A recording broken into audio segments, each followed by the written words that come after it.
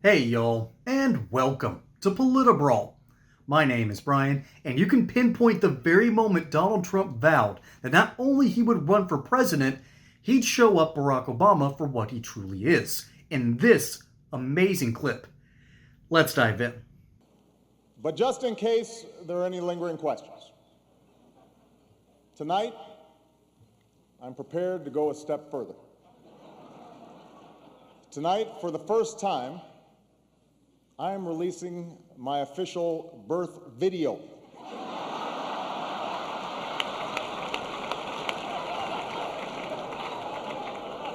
Now, I warn you, no one has seen this footage in 50 years, not even me. But let's take a look.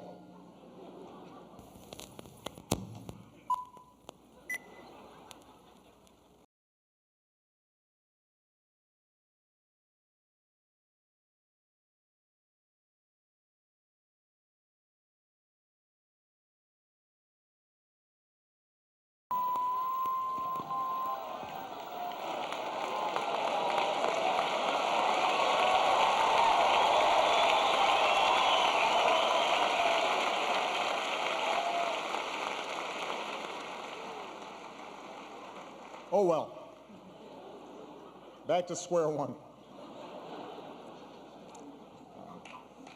I want to make clear to the Fox News table, that was a joke. That was not my real birth video. That was a children's cartoon. Call Disney if you don't believe me. They have the original long-form version. There's a vicious rumor floating around that I think could really hurt Mitt Romney. I heard he passed universal health care when he was governor of Massachusetts. Someone should get to the bottom of that. And I know just the guy to do it. Donald Trump is here tonight.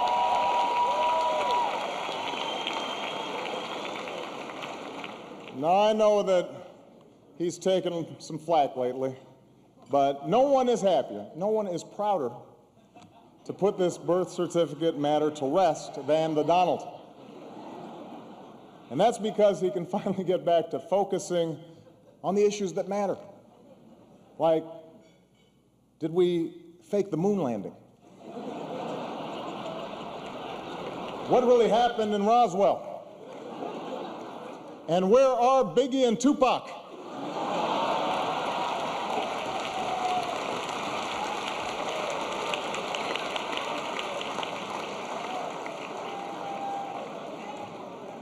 All kidding aside, obviously we all know about your credentials and breadth of experience.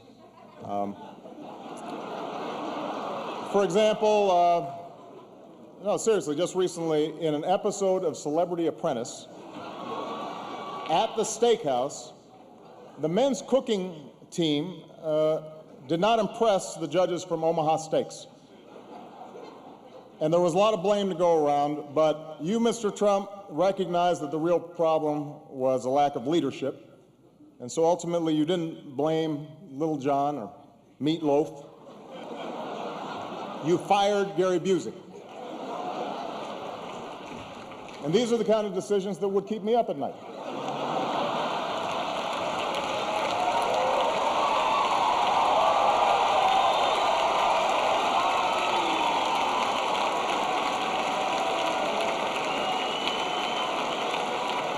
Well handled, sir.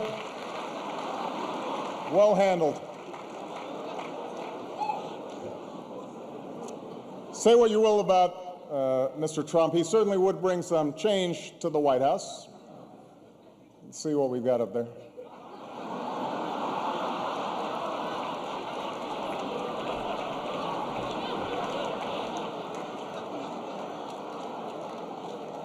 Y'all, like I said, I think you can pinpoint the very moment when Donald Trump said, okay, the gloves are off, it's time to get this dude. And that was right around the 4-minute mark here, at least of the video that I'm watching when he talked about when Barack had the gall and I think punched one note just below the belt. The rest of them were pretty tame, pretty standard jokes, and were actually pretty funny, particularly the Lion King. That's a blast from my childhood. So yeah, that was actually pretty funny. But the joke about Donald Trump's decision making on the Celebrity Apprentice, I think that one went a little underneath Trump's skin. And I don't blame him, because when you're someone that needs to make those high stakes sort of decisions, even though it's the Celebrity Apprentice, that does show that you have the capacity for those kinds of executive decisions. And Barack Obama insulting that, I think that's the moment when Trump said, yeah, I'm going to get this guy. And he did. Right? Barack Obama is back in the news because, as it turns out, according to Tulsi Gabbard and the Department of National Intelligence, we found that, yeah, he was working behind the scenes with the FBI to not only continue to spy on Donald Trump, but to see if he can tie Trump to Vladimir Putin and Russia. And that story has been so devastating that the mainstream media is sweeping it under the rug, just like they were forced to sweep the Russian collusion hoax under the rug as well. Despite the fact that they talked about it nonstop for almost a decade. And they still, to this day, there are people that think that Donald Trump is Putin's puppet. Now, why they would say that when there was a war on the Ukrainian border during both Barack Obama and now Joe Biden's terms, and neither occurred under Trump. You think that you could put those two logical things together, but you just can't.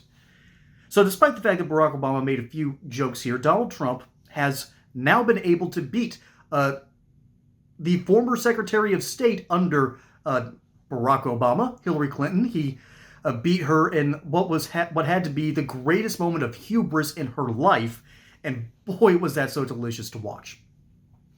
Then, in 2020, the successor himself to Barack Obama, the heir apparent, despite the fact that he had no mind still apparently left, Joe Biden squeaked out a victory in unceremonious fashion, let's put it that way. But then the successor of the successor, as Joe Biden was just proven mentally incapable to run, they threw in Harris, and Donald Trump just shellacked her. And that was great to watch. But now it's come full circle. Not only has he defeated the acolytes of Barack Hussein Obama, he's now putting it out there that Barack Obama might have actually broken the law, and there's a very good chance that he did. Granted, we kind of knew this in conservative circles. We've known that Barack Obama has been everything that the Clintons have wanted to be. He continued, as a matter of fact, he expanded the wars in the Middle East, drone striked the place like no tomorrow, has done unspeakable things. His Fast and Furious program has basically funded the cartels and gave them weapons. And of course, there was the IRS scandal where they found out that Barack Obama himself weaponized the IRS, told them to go after conservative organizations. And yet, America still looks back on Barack Obama and thinks fondly. People aren't swayed by the fact that Trump is now talking about Obama, even though it's kind of necessary. We've got to take a look back and wonder, how did a president get this corrupt? How did a president get this ridiculous? Do we need to start scaling back certain powers because we have seen them abused over and over and over again? Barack Obama is going to go down in history as one of the more, I would not say the word accomplished. He's going to go down somewhere around the middle. Americans, for some reason, still like him. I don't know why. Maybe it's because he's well presented. He talks well. He is even funny. He's actually funny in these scenes. But behind the scenes, this man did the dirty work of a CIA gone wild, an FBI gone rogue, and a drone strike network that just defies comprehension.